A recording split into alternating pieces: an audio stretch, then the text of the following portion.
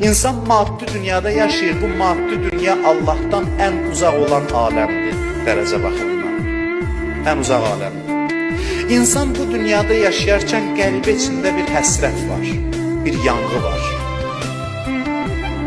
O nəyin yanğısıdır ki, bütün irfan ədəbiyyatına sirayət edir. Hamısı hicrandan şikayət ediblər. Şəbi hicran yanar canım, tökər qan çeşmi giryanım, oyadar xəlqə əfqanım, qarar bəxtim oyanmaz mı? O hansı dərddir ki, gecə yatmağa imkan vermir.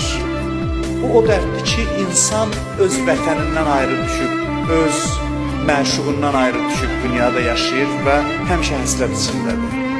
Həmişə qəm içindədir, qüssə içindədir. İnsan ki, dünyada Allahından ayrı düşüb, Rəbbindən ayrı düşüb, məşuqundan ayrı düşüb, məşuq ayrılıq dərdini yüngülləşdirmək üçün insanlar içindən birini seçir, öz sifətlərini ona verir, olur Allahın xəlifəsi. Onun iyini bundan alırlar. Ana deyərək ki, oğlundan ayrı düşər, oğlu dünyasını dəyişər, deyər onun iyini nəvəmdən alıram məsələn. Biz də Allahın iyini Allahın övliyalarından alırıq. Dünyada olduğumuz müddətdə. Ona görə onlar həmişə insanlar içində olur ki, bu ayrılıq qəmini yüngülləşdirsinlər.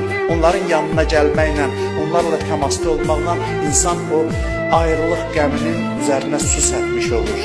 Yaşadığımız dövrün çətinliyi bundadır ki, həm Allahdan ayrıyıq, bu insanın dərdidir.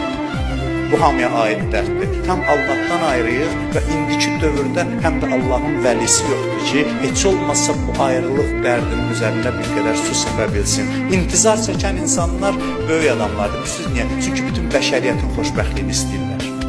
Egoist insan İmam Zamanı gözləyə bilməz. İmam Zaman gəlişi bəşəriyyətin qızıl dövrüdürsə, bütün insanlığın xoşbəxt olmasını arzulayan insanlar İmam Zamanın intizarında ola bilər. Bir daha sizi təbrik edirəm.